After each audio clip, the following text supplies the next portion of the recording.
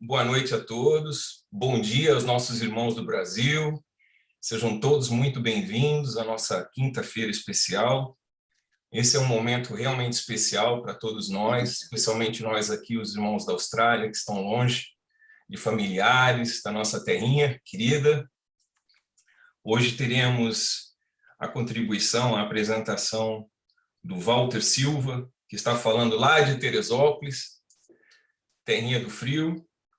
O Walter Silva irá apresentar o tema Como os Espíritos Podem Sugar Nossas Energias, um tema muito interessante. Nós já aqui estamos ansiosos com o aprendizado da noite, já discutimos entre nós sobre esse tema e do que deve ser apresentado e as dúvidas que possamos ter, né? O Walter é carioca, escritor, membro do Centro Espírita Altivo Panfiro, em Guapimirim, Rio de Janeiro, membro do Conselho Espírita de Unificação no Rio de Janeiro por 18 anos, espírita há mais de 25 anos e autor dos livros Espiritismo, um olhar crítico, Médium Espírita, Compromisso e Responsabilidade. São os dois livros escritos pelo Walter. Bom, como eu estava dizendo no início, nós temos essa quinta-feira especial, toda terça-feira, na terceira quinta-feira do mês, e estamos aqui reunidos com convidados, e para esse momento muito especial de aprendizado a todos nós. Bom, vamos tranquilizando nossos corações, deixando os problemas para trás e elevar nossas vibrações, agradecendo a Deus, nosso Pai, ao nosso querido Mestre Jesus, pelo dom da vida e por nos permitir estar aqui reunidos para essa noite de estudos. Vamos dando as boas-vindas aos mentores da Casa São Francis, agradecendo pela proteção ao nosso ambiente de estudo e pedindo inspiração ao Walter Silva para que ele possa atingir nossos corações com a sua mensagem e que possamos sempre internalizar e aplicar tais conhecimentos nos momentos adequados ao longo de nossa existência. Que possamos sempre seguir pelo caminho do bem e que suportemos com fé e resignação todas as provas que se apresentem em nosso caminho. Graças a Deus. Ok, Walter. Contigo agora. Ok. Bom, então nós temos 45 minutos. É isso. Não é isso? Vamos lá, então. Bom, quero dar boa noite aos companheiros da Austrália e também bom dia àqueles que estejam nos acompanhando aqui do Brasil. Dizer inicialmente da nossa imensa honra e alegria de ter recebido esse convite, amigo, desses corações fraternais, espíritas, que estão colaborando com a divulgação da nossa doutrina em outras terras, levando a compreensão, o esclarecimento consolador que o Espiritismo veio trazer e oferecer à nossa humanidade. Então, é de muita importância esse encontro, essa atividade que nós estamos aqui, nesse momento, dando início. Bom, conforme já foi anunciado pelo nosso querido amigo e irmão Douglas, o tema é uma pergunta, na verdade, né? Como os espíritos podem sugar nossas energias? Antes de nós entrarmos diretamente neste tema, seria bom a gente trazer algumas contribuições da doutrina espírita para que a gente possa melhor focar esse tema. O primeiro é uma mensagem que o Espírito de Verdade assina no Evangelho segundo o Espiritismo, capítulo 6, o Cristo Consolador, né? E ele, o Espírito de Verdade, ele nos convoca a dois movimentos. Espírita, amai-vos. Espírita, instruí-vos.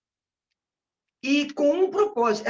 Essa instrução tem um propósito, tem um objetivo, que é nos libertar segundo Jesus, através do conhecimento. Então, todos esses encontros têm uma função pedagógica, instrutiva, libertadora. Então, é com esse foco que nós vamos procurar alinhar este tema a esse viés do Espiritismo, que é nos educar, essa função pedagógica do Espiritismo, no que diz respeito aos temas que nós estamos tratando.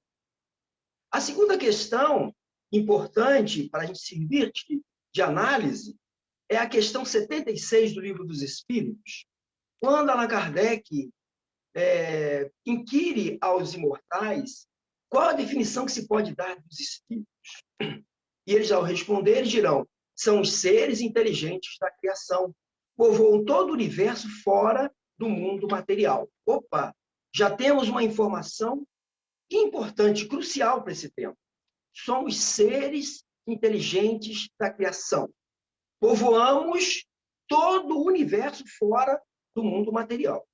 E aí nós vamos compreender o que Paulo escreveu a Hebreus, capítulo 12, numa das suas epístolas memoráveis, e ele vai dizer o seguinte: onde quer que estejamos, estaremos sempre na presença de uma nuvem de testemunhas. Que testemunhas seriam essas? Em qualquer lugar, em qualquer situação, disse ele que nós estaríamos diante dessas testemunhas. E aí nós vamos, então, buscar esse esclarecimento na questão 459 do Livro dos Espíritos, que Allan Kardec solicita a resposta em relação se os espíritos influenciam em nossos pensamentos e atos. E eles disseram que mais do que a gente possa imaginar, pois que de ordinário são eles que nos dirigem. Então, nós estamos vendo aí que nós somos espíritos imortais, seres pensantes, que povoamos todo o universo e que sofremos essa influência de forma permanente. Quando nós falamos sobre essa questão da influência direta, e isso é muito sério, porque a resposta que o Espírito dá é que nos dirigem. E dirigir alguém é dar sentido, é dar orientação, né? Então, quando nós falamos a respeito disso, alguns interpretam, e ainda que não esteja errado, mas está incompleta a interpretação, é que somente os espíritos equivocados nos dirigem. Essa influência que Allan Kardec chamou de obsessão. Mas isso não é verdade, porque está falando de todos. E se buscar a escala espírita, do Livro dos Espíritos, a que vai da pergunta 100 a 113, e vamos encontrar lá 3 ordens de espíritos divididas em 10 classes. Começando da base, como se fosse uma pirâmide, a base são de espíritos imperfeitos. O meio da escala são espíritos medianos, bons, né? E a ponta da pirâmide, a ordem, classe única, espírito puro. Então, nós sofremos a influência de todas as 3 ordens de espíritos, inclusive dos bons, dos sábios, de sabedoria, superiores. Então, uma questão fundamental que nós precisaremos considerar desta análise de como os espíritos podem sugar as nossas energias, eu quero crer que essa pergunta tem uma intenção, né? Essa intenção nociva de sugar, né? De vampirizar, que é o termo usado por André Luiz em suas obras. Tem uma intenção. Mas uma questão fundamental para a gente entender esse processo são 2 questões fundamentais. E é aí que eu acho que nós devemos melhor explorar esse tema, porque, como disse, a intenção é pedagógica.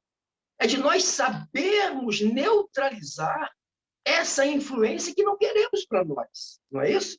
Então, duas questões importantes: afinidade e sintonia, que as pessoas julgam que são vocábulos com o mesmo sentido.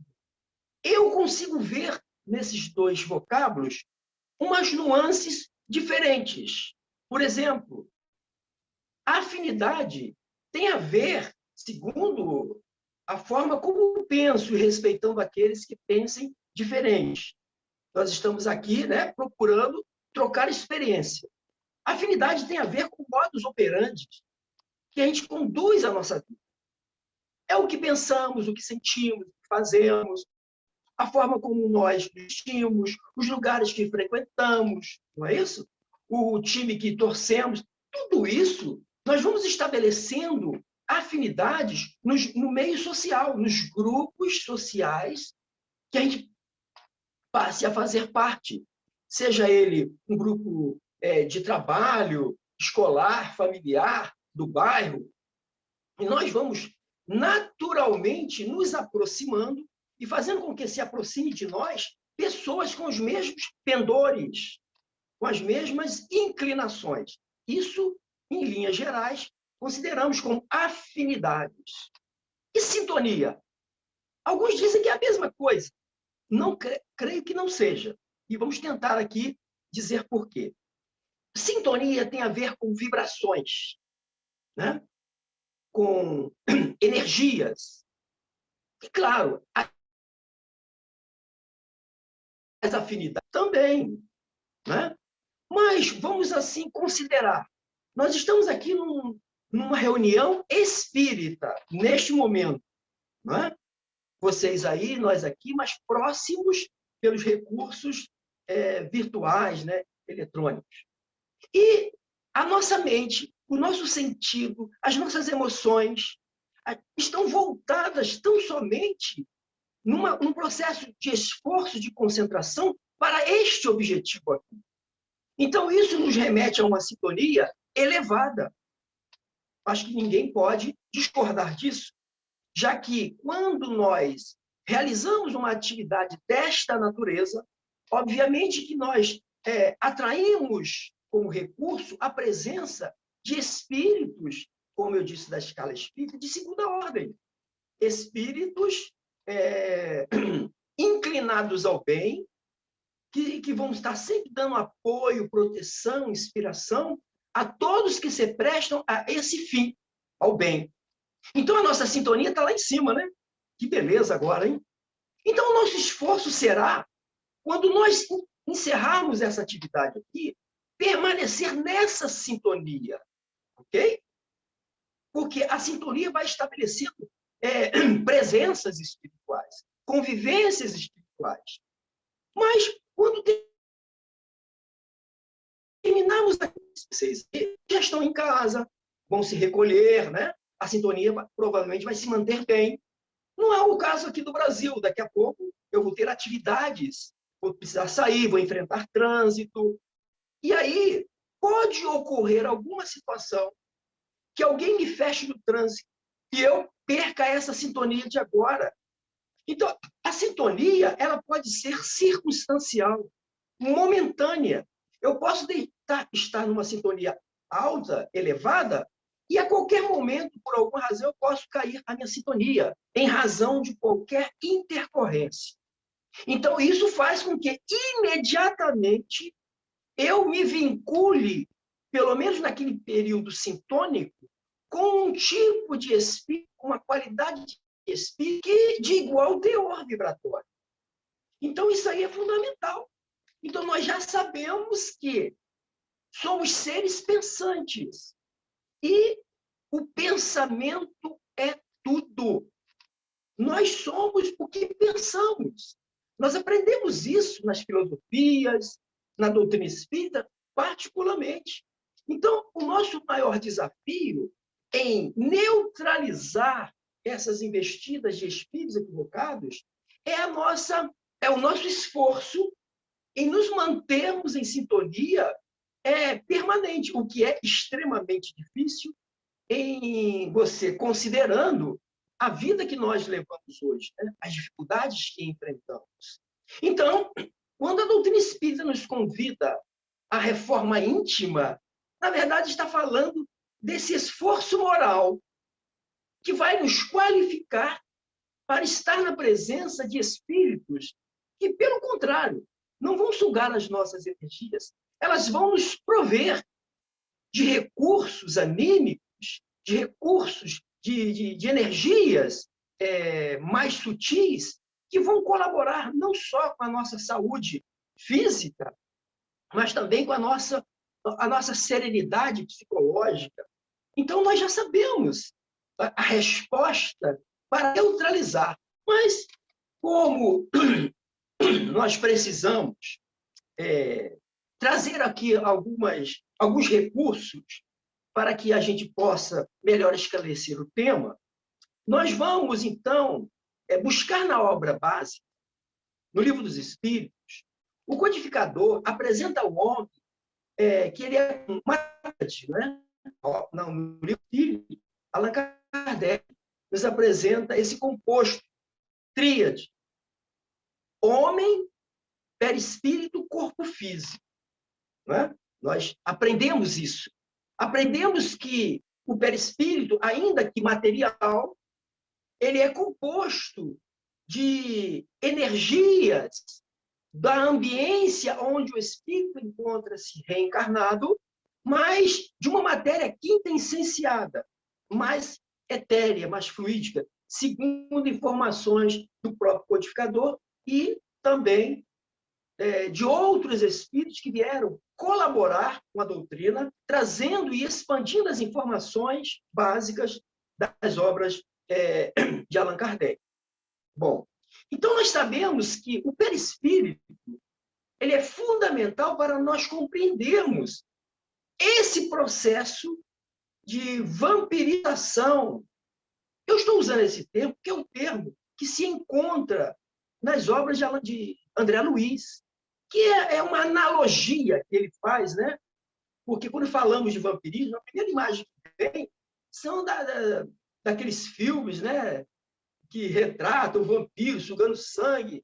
Mas não é exatamente, obviamente não é. É apenas o fato de sugar uma energia, né? Bom, mas o perispírito, ele tem propriedades e funções.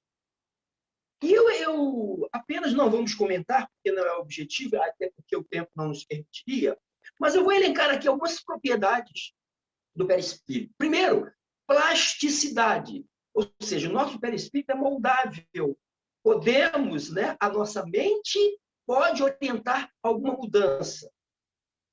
Densidade, ponderabilidade, luminosidade, penetrabilidade, expansibilidade, tangibilidade, ou seja, são várias propriedades que este instrumento intermediador do espírito e do corpo físico, ele é dotado para que o espírito possa usar desse recurso nas diversas circunstâncias da sua evolução, ok?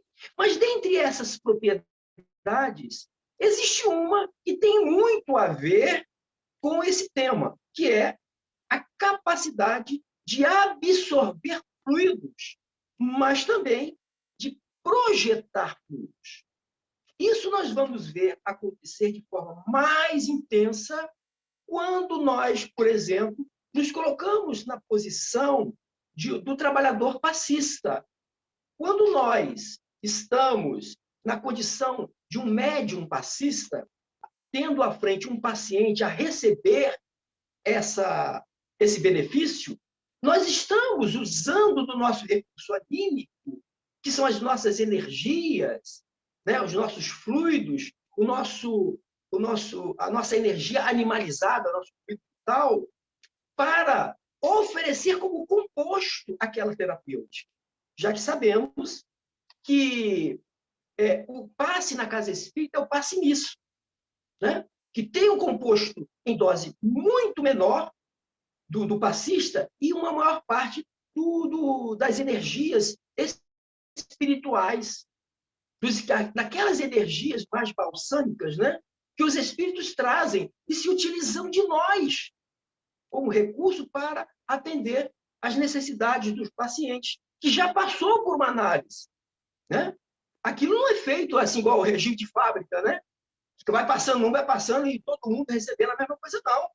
Cada um receberá de acordo com a sua necessidade, após ter passado por uma análise, né? Então, nós já sabemos que nós temos esse corpo espiritual, né? Esse corpo que é o corpo perene, o corpo espiritual não se destrói, ele acompanha o espírito durante toda a sua trajetória evolutiva, enquanto que o corpo físico não, é temporário. Então, quando nós desencarnamos, o perispírito segue com o espírito, né? Para ele se movimentar, para ele se individualizar, para ele continuar as suas atividades necessárias à sua evolução. Bom, mas como eu disse, o nosso codificador apresentou somente 3 aspectos que compõem o homem. Mas como nós sabemos que o Espiritismo é uma doutrina em permanente evolução, isso foi afirmado, inclusive, pelo próprio codificador Allan Kardec, que o Espiritismo estaria começando ali, mas que ele não estaria completo, ou seja, na medida que as coisas progridam, que as ciências avancem e que a parte cognitiva de nós, espíritos reencarnados, ou seja, do homem, possa dar condições para que essa verdade possa avançar. Então, nas obras de André Luiz, ele nos apresenta mais 2 pontos importantes. O primeiro é o corpo mental. O corpo mental tem a natureza do nosso psiquismo. Então, o nosso pensamento, por isso que nós dissemos lá atrás que o pensamento é tudo, né? Então, o corpo mental, segundo André Luiz, é que vai dar molde, e agora chamamos, né, de MOB, né? Não sei se os companheiros de Austrália já tomaram conhecimento do MOB, né? Modelo Organizador Biológico. Já os mais recentes autores já não usam mais perispírito. Apenas é uma forma, uma nomenclatura diferente para expressar a mesma coisa, né? Mas o corpo mental é que vai dar o molde, vai ser o molde do perispírito. E, em contrapartida, o perispírito será o molde do corpo físico. Ou seja, estamos falando de uma mesma coisa em etapas diferentes, ok? E, além do corpo mental, André Luiz fala do corpo vital. É esse cara aí que é a grande interrogação desse tema, o corpo vital. Nós vamos ver em outras linhas de pensamento espiritualista se chamar esse corpo vital de duplo etérico. O que seria o duplo etérico?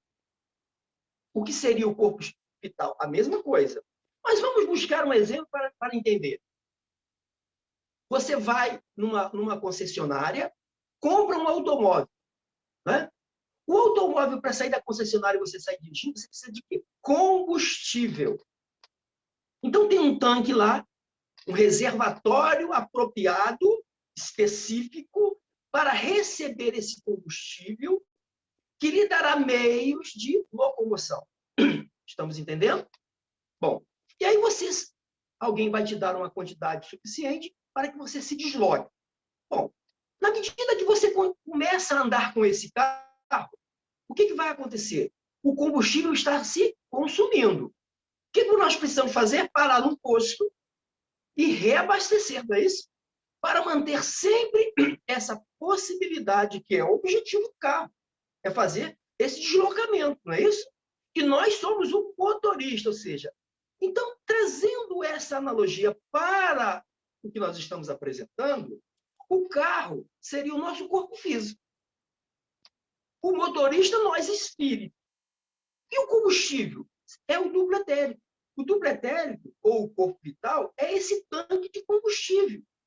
Que quando nós vamos reencarnar, nós recebemos, dentro do nosso planejamento reencarnatório, uma projeção de consumo, né? Ou seja, se nós vamos ficar reencarnados 50 anos, o nosso combustível precisa nos levar até lá.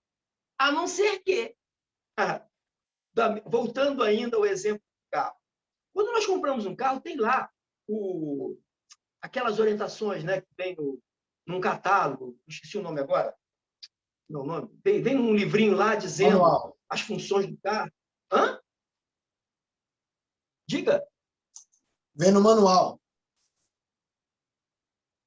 Isso, manual. Oh, meu Deus, manual.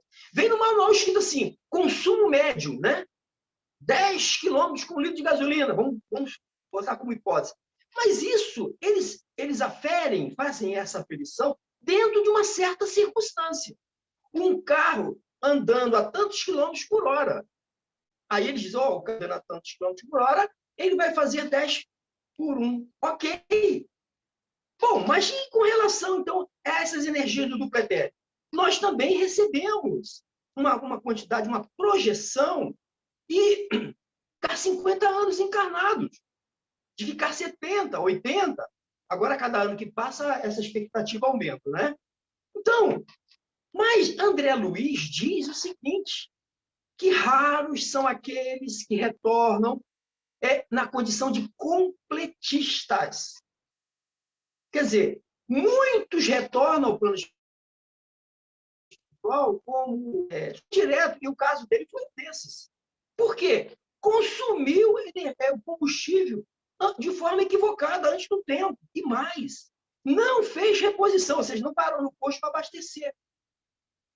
Então, é a mesma coisa.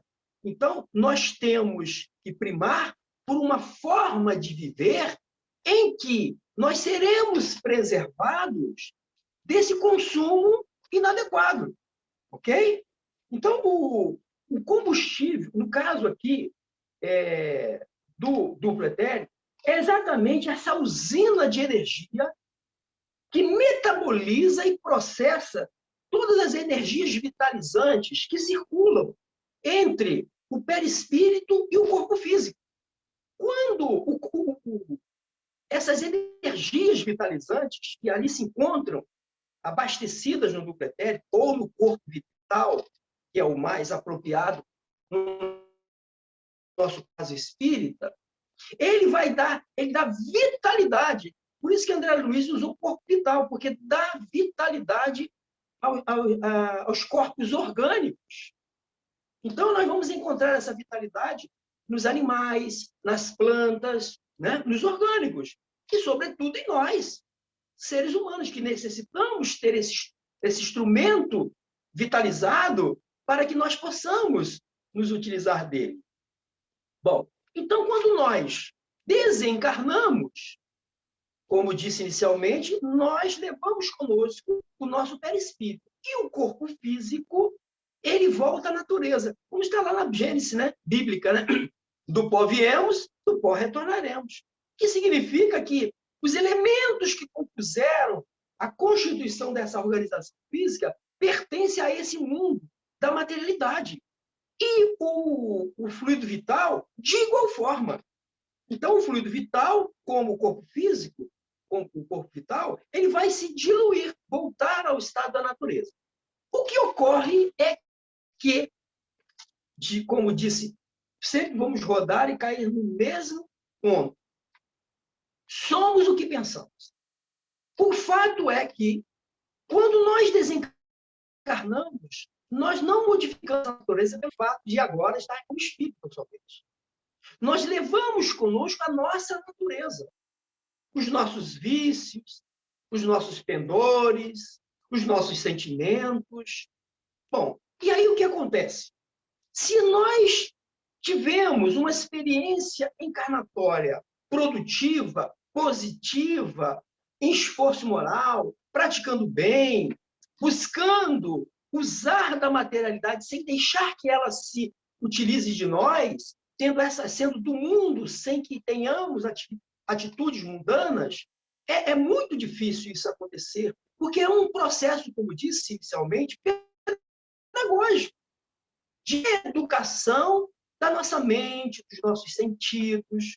E por isso que a reencarnação é uma necessidade, porque nós somos espíritos recalcitrantes. Então, de um modo geral, ainda na Terra, aqui se encontram espíritos de terceira ordem. Aqueles espíritos da base da escala, que eu fiz referência, espíritos imperfeitos, né? E estamos aqui para exatamente produzir um efeito capaz de nos elevar nessa escala, de melhorar o nosso status de segunda para a segunda ordem, né? Então, quando nós retornamos, de um modo geral, levamos as impressões da matéria.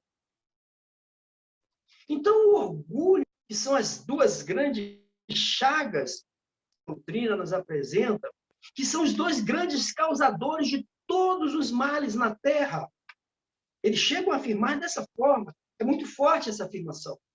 Então, nós levamos esse egoísmo, o apego aos vícios, e os vícios são diversos. Eu cheguei a elencar alguns aqui. Existem os vícios materiais e os vícios morais, né? Tanto um quanto o outro trazem-nos problemas muito sérios de dependência. Né? O tabaco, os alcoólicos, as drogas, o sexo desregrado, tudo isso são coisas que, se nós levarmos conosco, essas impressões materiais ficam no espírito e cria uma dependência. Gente, isso é muito sério. A gente desencarna, nós espíritas não vamos passar por isso, não. Será? Tem muito espírita passando por isso, infelizmente. Segundo André Luiz, Manuel Filomeno de Miranda, Joana de Anjos e tantos outros nobres espíritos que colaboram conosco. Nós chegamos lá, temos vontade de fumar, de beber, de praticar sexo, de comer desequilibradamente. Então, tudo isso, a gente tem necessidade, sente vontade. Só que lá não tem esses recursos. Então, o que faz eles? Buscam nos encarnados esses recursos. Só que ele não tem como pegar o cigarro na sua mão, meu. Ele não tem como pegar o copo de cerveja e vertê-lo. Não tem. Então, ele vai se utilizar do nosso ato para que, através das projeções, das emanações fluídicas, ele possa se reabastecer daquilo. É aí que eles passam a nos consumir as nossas energias, através do consumo desregrado desses recursos que nós detemos para levar uma vida saudável. Então, olha só, o que nós estamos falando aqui é muito sério, viu? E é por isso que se fala nas obras básicas no Livro dos Médiuns, fala das obsessões. Mais uma vez, no Livro dos Médiuns, Allan Kardec, ele vai até a subjugação. Desde a obsessão simples, passando pela fascinação e chegando ao estado mais grave, naquele momento que ele considerou da subjugação. Só que na Gênesis, no capítulo 14, quando ele vai tratar dos fluidos, da qualidade dos fluidos, por exemplo, ele vai falar que existe um grau a mais da subjugação, que é a possessão. Então, o doutrina espírita é isso. O próprio codificador reviu aquele ponto e constatou, na continuidade das suas experiências, que existia um grau a mais. Né? E, às vezes, a gente precisa considerar a base da doutrina, porque a base da doutrina é a base, já está dizendo tudo. Em nome de qualquer novidade, nós não podemos desconsiderar essas vigas mestras de sustentação de todo o edifício do conhecimento espírita. Porque, às vezes, vemos novidades a todo momento chegando em nossas casas espíritas que são um verdadeiro contrassenso, né? que está distanciando daquelas coisas mais importantes que nós aprendemos na doutrina espírita. Então, temos que ter cuidado com isso.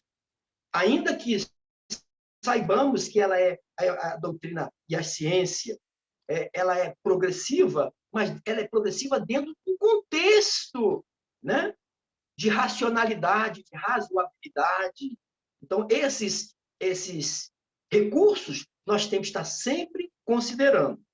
E veja aqui que nós temos, então,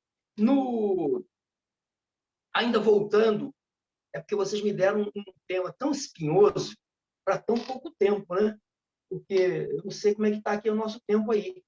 Eu acho que deve estar faltando, sei lá, uns 10 minutos no máximo. Mas o corpo vital, ou o duplo etérico, ele também recicla e transforma energias. Agora, tem uma questão importante. Ele diz o seguinte: a densidade ou a fluidez das condições do duplo etérico, ou seja, das energias vitalizantes, depende das condições do espírito. Depende. Né? Se você... nós somos de uma época, talvez o Douglas está aí mais ou menos na minha idade. Estou com 63. Talvez ele seja um pouco mais jovem, né? Apesar de menos cabelo. Mas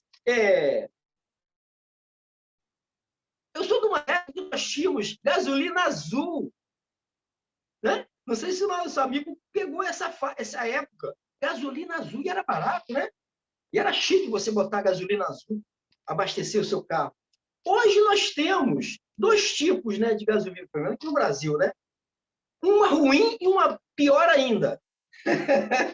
Né?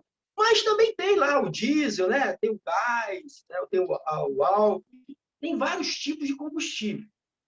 Aqui também ele está dizendo que a qualidade do combustível que a gente coloca aqui depende do posto. Tem posto sério, né? Que preserva a qualidade, mas tem posto que nós sabemos, né?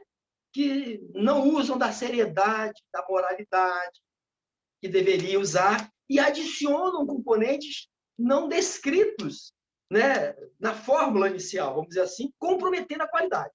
E aqui o que ele está dizendo é exatamente isso, que a densidade, ou seja, a não qualidade ou a fluidez, depende das condições do espírito. Porque essa baixa ou alta frequência, que significa vibração, vai depender das condições neuropsíquicas do espírito. Ou seja, mais uma vez a mente. Olha aí, ó, o corpo mental que nós falamos. Então, tudo isso tem uma ligação. Então, não basta estar com o tanque cheio. Você tem que ter um tanque cheio com qualidade. Né? Então, quando nós baixamos a qualidade do nosso combustível, das nossas energias vitais, nós estabelecemos sintonia, lembram? E esses espíritos, eles vão exatamente buscar em nossas tendências inferiores meios de acionar esse combustível. Porque essas impressões vitais são, para eles, um grande bálsamo. Eu sempre falo, e escrevi agora nesse último livro, sobre o médium espírita, que o primeiro a atender o espírito é o médium, com seus recursos anímicos. Ou seja, o espírito, muitas das vezes, está numa condição tal que ele é programado ter um contato anímico conosco apenas para esse choque anímico, para receber esse choque anímico.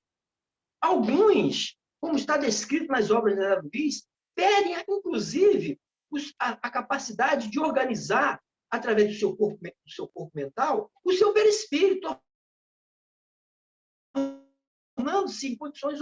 Essas energias do médium, vitais, é que vão colaborar para voltar a estruturar toda essa estrutura, né, perispiritual. Então, nós estamos falando aqui de coisas muito profundas, muito complexas, não é isso? Então, as características neuropsíquicas são fundamentais para nós, se as tivermos em qualidade, de evitar, criar uma barreira. Porque a única barreira que os espíritos atendem é a barreira moral. É a única que nos eleva a um padrão vibratório que impede que eles nos acessem. Aliás, isso vale para tudo. Por que eu não tenho... Isso aí eu tenho certeza absoluta. Eu não tenho em minha companhia espiritual espíritos que fumam. Porque eu já parei de fumar tem quase 40 anos. Eu não tenho na minha companhia espiritual espíritos dependentes do álcool, porque eu não bebo. Agora, eu tenho espíritos de outros revés, daquelas características que eu ainda trago de inferiores, do homem velho, né?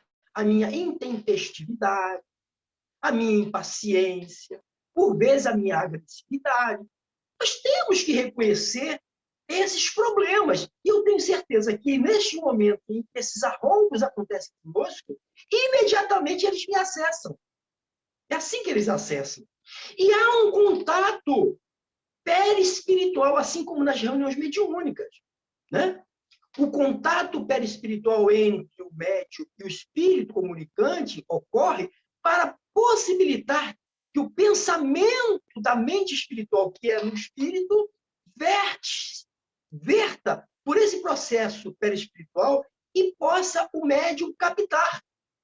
E aí ele vai traduzir o médium psicográfico, psicofônico, né? Então, a informação passa por o recurso perispiritual. E, nesses contatos de vampirização, é a mesma se dá. É através da aproximação perispiritual que eles, como perispírito, têm contato direto com o nosso tanque de combustível, com os nossos recursos vitais. No momento em que esse processo ocorre, nesse contato do problema, que nesse caso é um contato do problema, imediatamente essas energias passam a fluir na direção daquele que tem essa intenção. Não é? É a mesma coisa. Eu boto aqui um copo com água, um copo de água aqui. Ele está aqui à minha disposição. Se eu tenho acesso ao copo d'água, basta que eu faça isso. Eu me abasteci da água. E esses espíritos, quando nós nos colocamos à mercê deles, com as nossas atitudes, com as nossas predisposições morais, com as nossas tendências equivocadas, inferiores, eu estou oferecendo o copo para ele, gente. É simples isso. Eu tenho que tirar o copo dele. Ele tem que beber água em outros arraiais. Não vai ser na minha fonte. Então, nós somos responsáveis. Os espíritos não têm culpa não, viu, gente? Porque somos nós que temos que ter essa autoridade sobre nós mesmos. Opa, desculpa, bati aqui. Somos nós que temos que ter autoridade sobre nós mesmos. E a gente fica botando culpa nos obsessores. Como se ele fosse o grande inimigo, o grande vilão da história. Não. Nós temos que ter responsabilidade com o espírito, de saber que eu sou responsável, sou artífice de mim mesmo. Todos nós temos essa responsabilidade. É por isso que o espiritismo ainda é para poucos, porque poucos ainda se capacitaram a enfrentar essa realidade de si mesmos. Né? É por isso que a doutrina espírita é uma doutrina diferente. Né? Bom, então, já estamos encerrando, né? Gente, muito rápido esse negócio aqui. Temos mais aí Finaliza mais 20 minutos. Temos mais aí uns 5, 10 minutos. Perfeito. Já vai ser suficiente.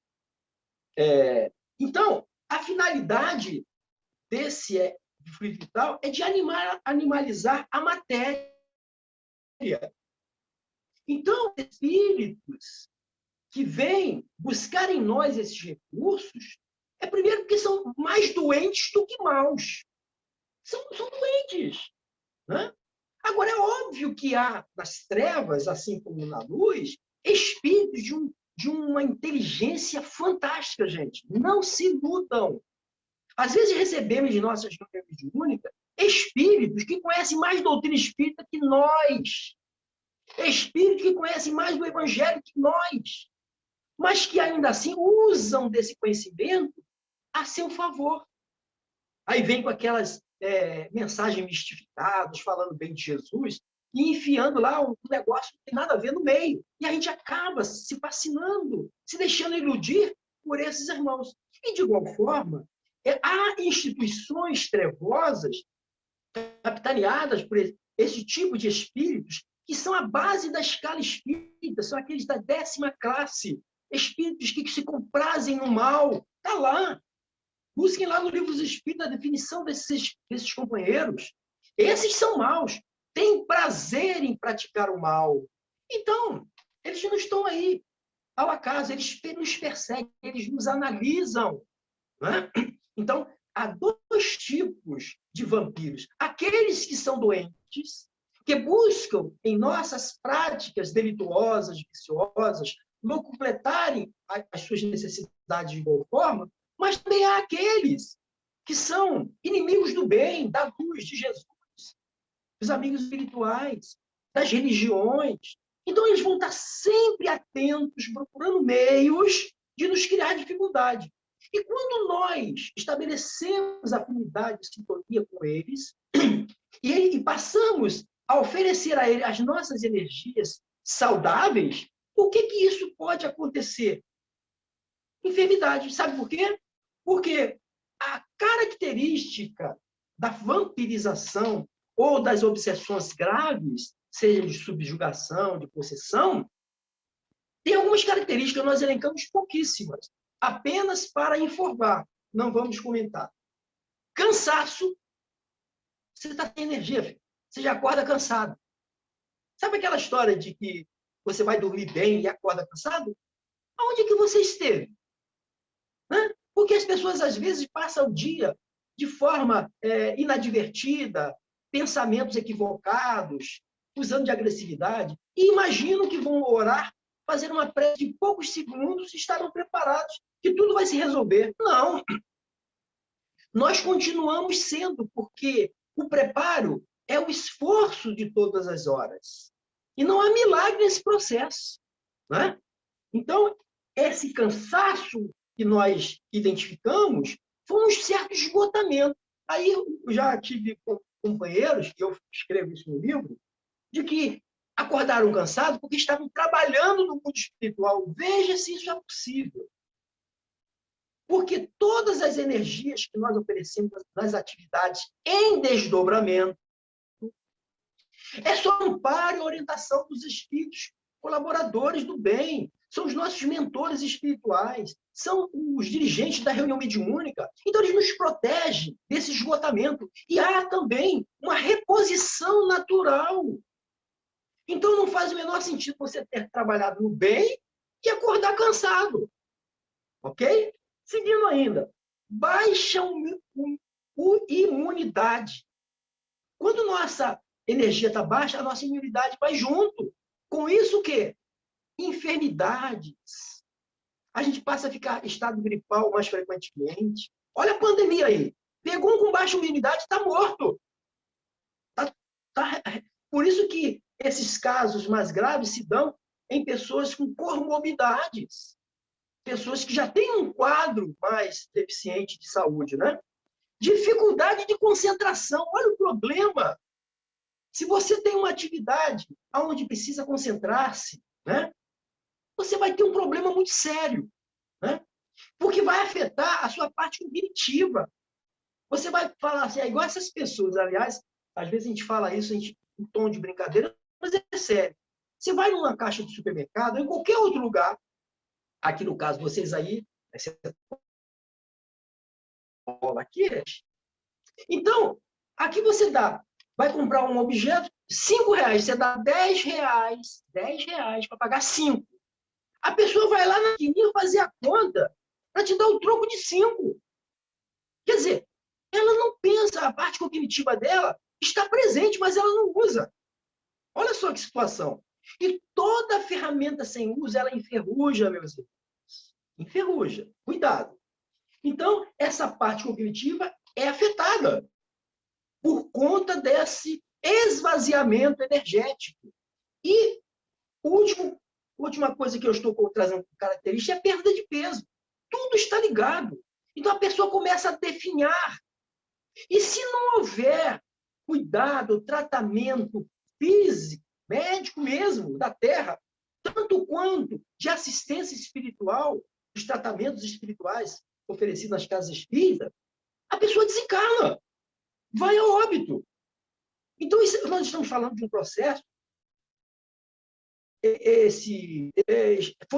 muito oportuno, porque está dando oportunidade para que a gente possa tocar que às vezes a gente vai, acorda, passa o nosso dia, deita, levanta no dia seguinte, e a gente não para pensar que tudo isso está acontecendo conosco, de forma positiva ou não, lembremos. Então, para encerrar, nos Domínios da Mediunidade, no capítulo 11, livro de André Luiz, ele fala, nesse capítulo, da dificuldade que um médium teve, porque foi um médium que foi convidado à continuidade da tarefa, né? Porque nós somos espíritos. Nós não precisamos dormir, nós vamos nos recuperar dessas energias espirituais de outras formas, não necessariamente dormindo. Ainda que a gente sabe que tem muito espírito dormindo, né? Porque ainda está muito materializado.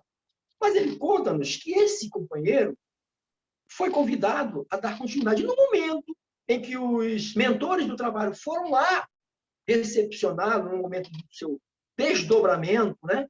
Pelo sono físico, que ao desdobrar-se, ele não conseguia afastar-se do corpo.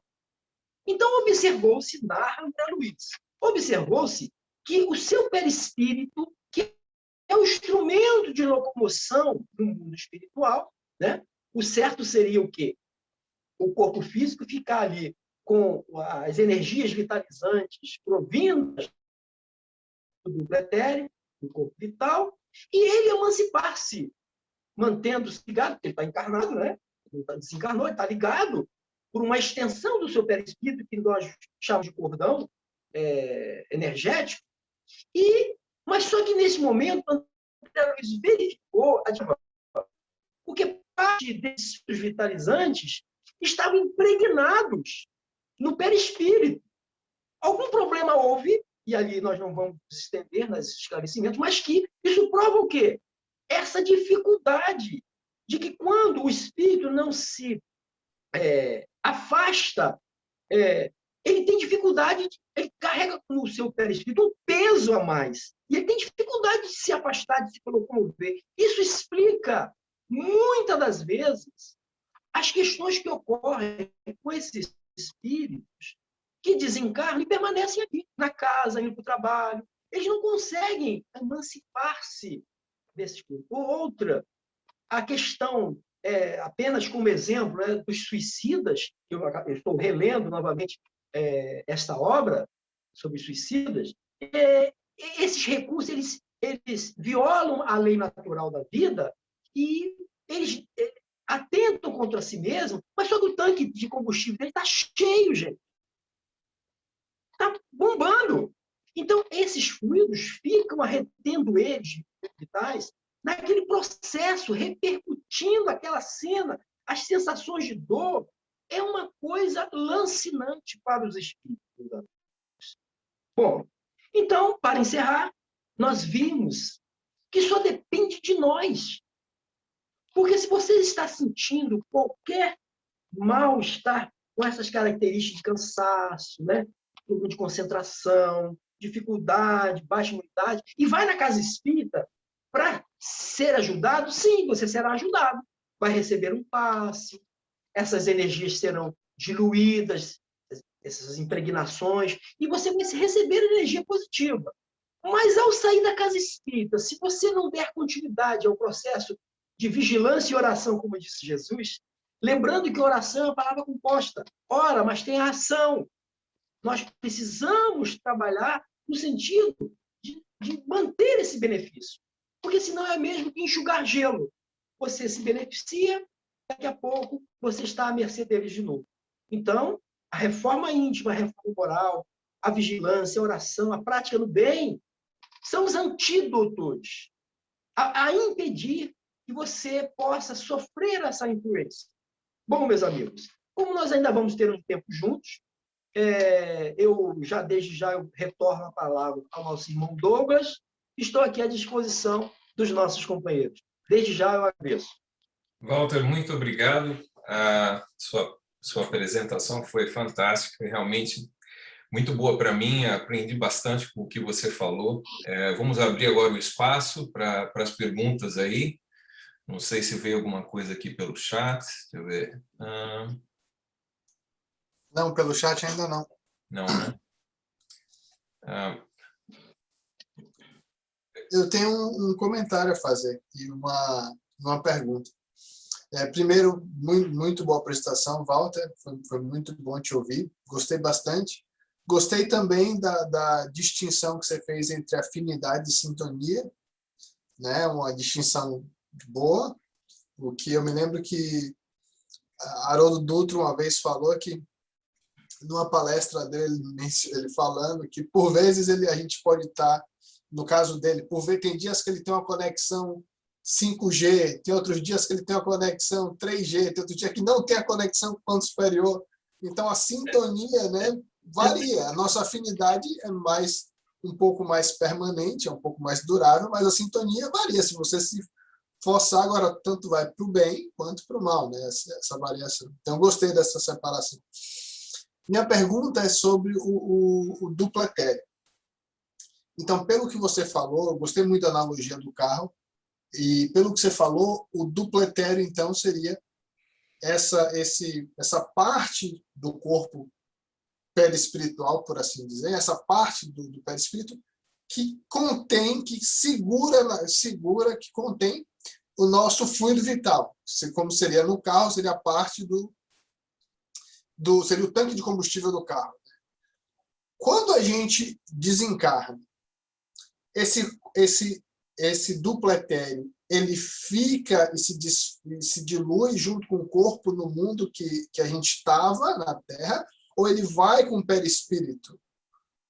Ou ele é parte mais do perispírito e vai com o perispírito, ou ele é mais parte do corpo e fica com o corpo?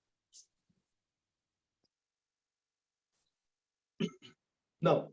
São corpos, vamos assim dizer, de natureza completamente diferente. Completamente diferente não, mas com algumas especificidades próprias. Uhum. O perispírito é o instrumento de individualidade do espírito, de movimentação. Então, ao desencarnar, os espíritos, eles levam consigo, estão juntos, espírito e espírito. O corpo vital do etéreo, ele tem uma natureza mais densa, naturalmente falando. E ele, como disse, uma das suas funções é vitalizar,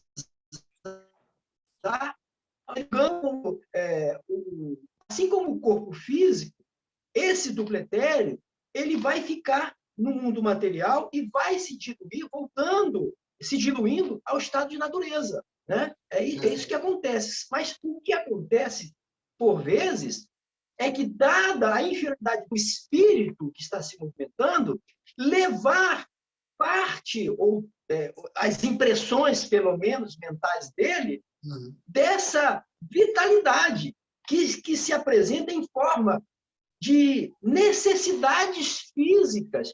Então, o espírito, ele sente fome, sente frio, sente calor, sente desejo.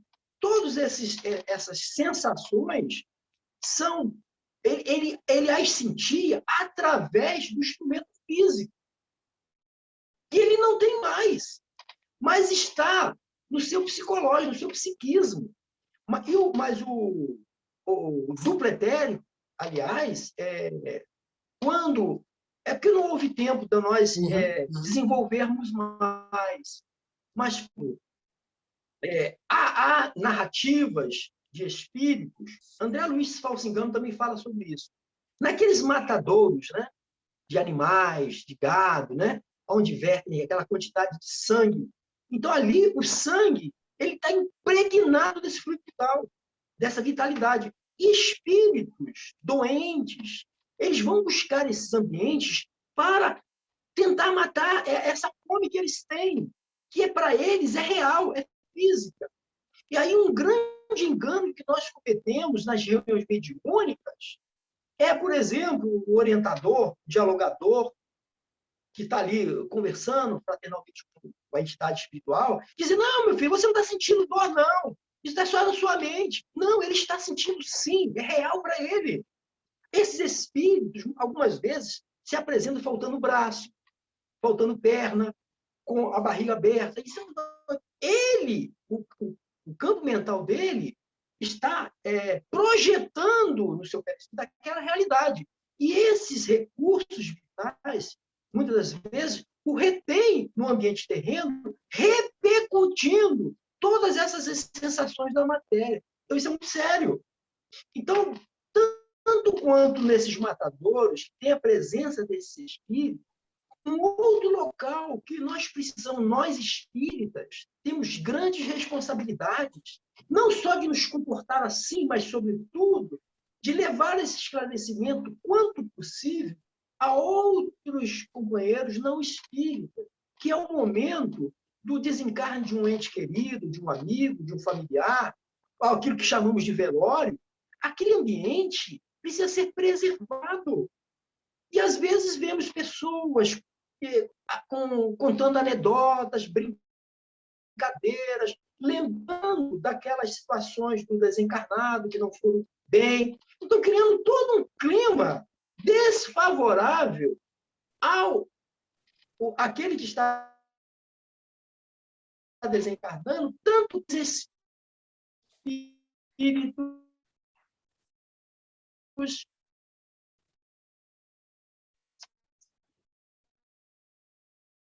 terá certo, vamos assim, 72 horas para se diluir, ou seja, nós sepultamos os nossos desencarnados e ainda há presença de fluido vital naquele corpo até 72 horas. Então, nós temos que saber que, quando nós nos comportamos nesses ambientes de forma equivocada, nós estamos expondo os nossos desencarnados a esses assédios. Não sei se eu consegui esclarecer o nosso amigo. Sim, sim. Muito obrigado. Walter, eu queria agradecer pela excelente exposição. Douglas, muito obrigado pelo presente, viu? Maravilhoso, tá? Gostei muito da explicação, Walter, que você deu referente à questão da energia, que eu acho que a gente está muito habituado por exemplo, a gente gasta uma energia através de bebida, ou através de drogas, ou através de algo que a gente está materialmente falando, vamos dizer assim, né? A nossa conduta desgasta a nossa energia vital. Mas a gente não faz, muitas vezes, o link que você trouxe, que é a energia psíquica que a gente gasta, né, se conectando, né, através do trabalho que a gente não faz de manter a mente saudável, que faz a gente se conectar com esses espíritos que ainda não estão evoluídos e que vão sugar as nossas energias. E que vem toda aquela depressão, que você explicou muito bem, né, de se sentir fraco, abatido, muitas vezes aí começa a depressão, a gente não quer sair de casa, e aí começa a sentir até dores no corpo, vai para o hospital e faz exames e não dá resultado. Então, é a energia que está indo embora através do alimento que a gente faz, psicológico, que a gente não cuida, né? Exatamente. É por isso que Jesus recomendou, né? Vigilância e oração. Essa vigilância é vigiar tudo quanto faz parte da nossa natureza, seja o nosso pensar, o nosso sentir, o nosso agir. Tudo isso, quando é elaborado de forma positiva, vai trazer por consequência coisas positivas, vai melhor qualificar o nosso estado psíquico, emocional, e tudo isso vai trazer qualidade de vida, que é o que nós estamos querendo, né? Agora, é muito difícil você mergulhar no lodaçal e não sair sujo, porque, ainda que essa comparação é um pouco grotesca, mas é forçoso nós considerarmos esses aspectos para que as pessoas compreendam, né? Porque a Terra é um mundo de expiatórios. Aqui nós viemos para dar conta de uma série de necessidades. A gente não vem pagar nada, a gente vem cumprir necessidades, né? Então, este mundo, conforme eu disse inicialmente, nós vamos, ao encerrar esse trabalho, nós vamos fazer as atividades do mundo, os nossos compromissos, as nossas relações, e nesses contatos, nessas relações, nesses compromissos, nós vamos pisando em regiões lodacentas, preocupantes. Então, a vigilância, ela precisa estar de forma permanente. Nós estamos dizendo isso, que nós somos capazes, nós fazemos isso mas nós já sabemos que precisamos empreender esforços. Nossa, sim, antes do conhecimento, eu digo como exemplo a minha experiência, né? Antes, nós fazíamos coisas e considerávamos normais. Não, se quiser gostar de mim, é assim mesmo. Se não quiser, vida que segue, e isso não me abalava. Hoje me abala. A diferença está aí. Quando nós temos uma atitude intempestiva, quando nós usamos uma palavra agressiva, né, de intolerância, de perseguição, imediatamente a nossa consciência bate. Então, ainda que saibamos que isso vão ocorrer, nós precisamos neutralizar de forma terapêutica, com um pensamento positivo, buscando reconciliação com essas pessoas passíveis dessa nossa agressividade. Então, tudo que você diz é a pura verdade. Tudo é o processo de consciência. É a nova formatação da nossa lógica mental, que a doutrina esses recursos, isso é assim mesmo, não tenham pressa, porque a pressa só vai nos fazer cair toda hora. Então, vamos dar pequenos passos, mas passos seguros, de tal forma que a gente não precise retroagir. Então, é isso, companheiro. Perfeito. Muito obrigado pela sua colocação. Walter, eu tenho uma pergunta aqui para você. Eu acho que para os espíritas em geral, quando a gente começa a estudar, a gente começa a ouvir muito dessa coisa de influência positiva ou negativa. Isso é um espírito que me colocou um pensamento negativo ou me está me induzindo a fazer algo negativo, né?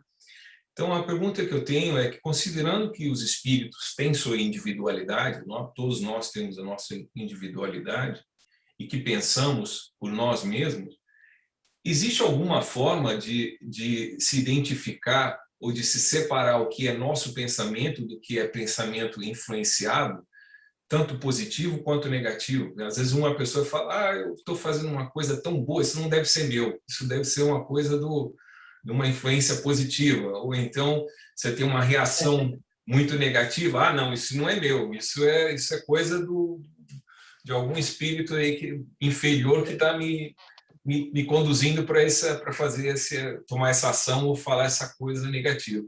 Existe alguma forma da gente separar o que é o nosso pensamento do que são essas influências?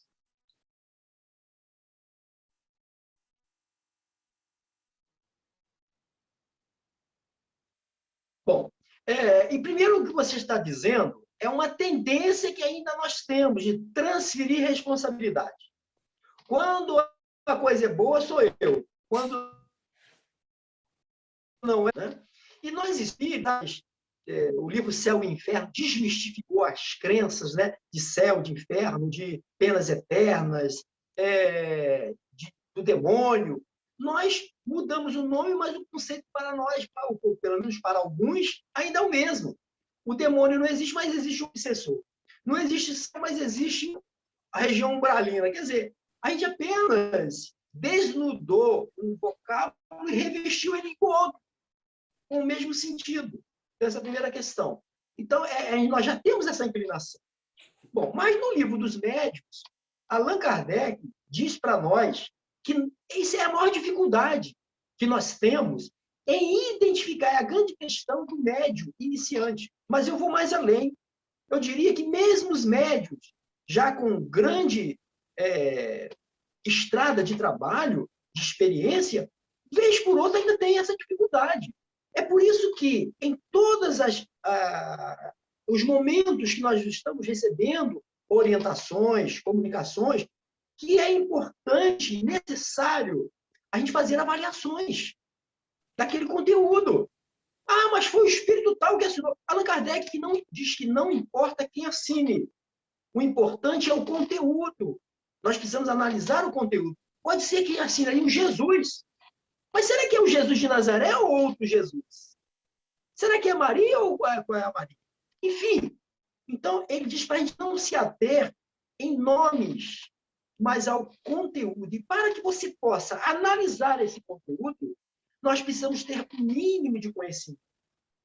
Nós precisamos estar de forma permanente fazendo essas reflexões, escutando, aprendendo, porque não há ninguém na doutrina espírita que possa se dizer formado, academicamente falando, em espiritismo. Porque não há. Não há mestre. O único mestre em doutrina espírita é Jesus e Allan Kardec, que foi o codificador. O resto somos todos aprendizes. Aliás, o próprio Kardec também se colocou nessa situação de aprendiz, né? Era coisa muito nova para ele.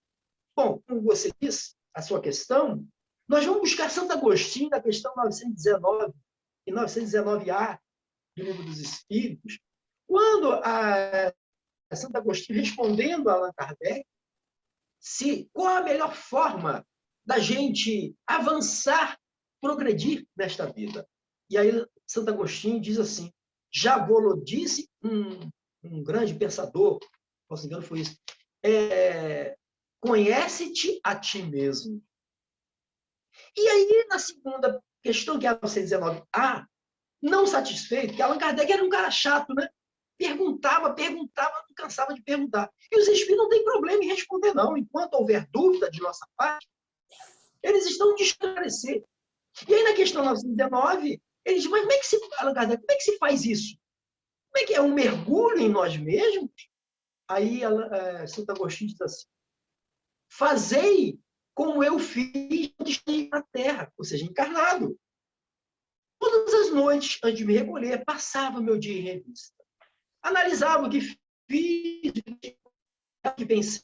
Então, essa autoanálise, a qual se debruçou de forma mais profunda o Espírito de Joana de Ângeles, numa série de 10 livros, vai falar do homem integral, né?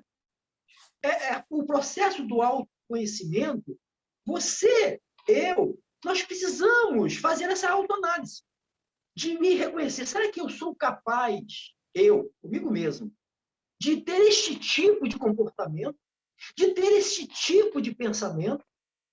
Porque quando você se conhece, e não é uma coisa fácil, se eu estivesse dizendo que fosse fácil, eu estaria mentindo.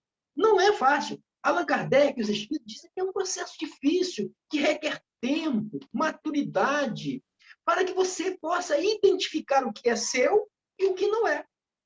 Por exemplo, é muito comum acontecer em dias, ou o mesmo dia que antecede as reuniões de socorro espiritual, que médio A, médio B, no dia anterior, até mesmo no dia, durante a parte da manhã, já que comumente as reuniões são à noite, ele sentir mal-estar, sentir tristeza, melancolia, naquele dia. Aí ele diz, mas peraí, tem razões para que isso ocorra comigo? Eu não tenho nenhuma razão de estar triste. Eu não tenho nenhuma razão de estar melancólico, de estar sentindo esse mal-estar. E aí o que acontece? Ele vai para a reunião mediúnica, chega lá, ele atende o espírito que já estava em processo de proximidade com ele. Porque é assim que acontece. Então, ele consegue identificar que aquele processo tem a ver com a atividade que mais tarde ele vai realizar. Então, qual é o procedimento dele nesse caso? Mas isso só vai ocorrer com a continuidade, com o tempo, que ele vai perceber que aqueles casos têm relação com a atividade mediúnica, que após o atendimento àquele espírito sofredor, enfermo, todo aquele quadro se diluiu e ele voltou à normalidade. Então, ele começa a associar, olha, poxa, e inversamente, equivocadamente, em alguns casos, pelo fato de de estar com esses sentimentos, né, o médium deixa de ir para a reunião mediúnica, dizendo, hoje eu não estou bem, não. Mas é ali que ele tem que ir. Porque existem técnicas que os benfeitores se utilizam, dada a condição daquele espírito, reconhecendo que aquele determinado médium tem os recursos anímicos melhor em condições para atender aquela especificidade, o que ele faz? Começa já um processo que antecede a reunião, de proximidade perispiritual, para que o médium vá se elaborando, se familiarizando com aqueles frutos, tanto quanto o espírito, os frutos do médium, para que haja uma fluidez melhor no momento da assistência espiritual. Então, nós, com o passar dos estudos, das experiências, a gente vai identificando. Agora, não é um processo fácil, né? Mas o autoconhecimento, neste caso que você trouxe, é o ponto-chave de você saber que, pô, se você não fala palavrão e vem uma vontade de falar palavrão, pô, isso não é meu, cara. Eu não bebo. Vem uma vontade, alguma sugestão de abrir, de buscar, isso não sou eu. Né? Então, você vai se conhecer e você vai conseguir, na medida que se conheça melhor, com mais honestidade, né? Tem que ter honestidade, né? Para a gente se analisar e dizer, eu ainda penso dessa forma. E não botar a culpa no outro. Porque as influências obsessivas só se dão com permissão nossa. Quando nós apresentamos tendências que entram em contato com a tendência dos espíritos. Então, os espíritos, eles não colocam tendências que não existem em nós. Somos apenas... fazem, né, com que essas tendências, né, se intensifiquem em determinados momentos e eles passam a se utilizar desse tipo de comportamento nosso. Muito obrigado, Walter. Muito clara a sua explicação. Está bem óbvio que temos que colocar mais esforço na reforma íntima, no autoconhecimento, para que a gente possa fazer essa separação do que é o nosso pensamento, do que são influências do mundo espiritual na nossa vida, né? Muito obrigado. Realmente muito esclarecedor. Bom, acho que o nosso tempo já estamos no tempo. Gostaria de mais uma vez te agradecer de coração pelo seu tempo, pelas suas explicações, pela sua contribuição com nós todos aqui que estamos distantes e vamos com sacrifício nos juntando e tentando nos desenvolver aqui com base nos conceitos deixados pelo Allan Kardec, e pessoas como você nos ajudam muito, muito mesmo. Eu notei aqui rapidamente que existem várias pessoas no chat aqui que deixaram mensagem: a Sabrina, o Vitor, a dona Helenilda Mota, a dona Helenilda no Brasil, o Vitor e a Sabrina aqui na Austrália, todos congratulando pela ótima apresentação, pelo seu tempo. Então, estou só sendo mensageiro deles aqui. Bom, eu deixo com você, se você puder nos gratificar com uma oração. Não sei se a Sabrina quer falar alguma coisa. Sabrina apareceu aí? Não, só agradecer mesmo. E a gente deixa assim, né, sem câmera, sem áudio, para não atrapalhar, mas só agradecer e dizer obrigado, que estive aqui o tempo inteiro. E foi muito bom.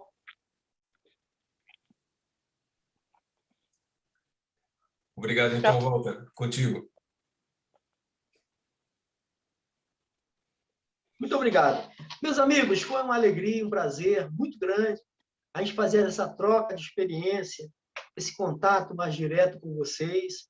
Quero desejar o melhor para todos aí, dizer que nós estamos muito felizes em saber que na Austrália tem um grupo dedicado, empenhado em estudar o Espiritismo e fazer com que esse conhecimento possa alcançar outros corações. Da nossa parte, eu espero ter podido contribuir de alguma forma com o grupo e colocando-me à disposição em qualquer outra oportunidade. Ok? Para encerrar, então, nós vamos fazer a prece, como nos convidaram o nosso irmão, e já desejar muita paz a todos. E assim, Mestre Jesus, benfeitores espirituais que aqui estão colaborando neste trabalho de reflexão espírita, aqui estamos, mercê da misericórdia de Deus, o nosso Pai, solicitando ainda, Senhor, que Tu possa albergar na sua misericórdia a todas as pessoas dedicadas ao bem e levar a verdade aos corações famintos de saber e de justiça, Senhor. Mas também te peço, amigo Jesus, mestre querido, que possa envolver a todos que neste momento passam pela provação, pelas testes, pelas provas, Senhor, difíceis da enfermidade, do desemprego, da falta de amorosidade, enfim, Senhor, ajuda-nos, abençoe todos nós, nos dando fé, força e esperança na construção de dias melhores. E assim, te peço ainda que continue abençoando a esses companheiros do outro, de todos os lados, Senhor, deste planeta Terra, que estão compromissados em levar o bem, em produzir bem, em fazer com que a luz possa alcançar a todos na Terra. Eu peço permissão a Deus, a Jesus, aos amigos espirituais, para aqui encerrarmos esse trabalho de fraternidade. Muito obrigado, Walter. Foi lindo.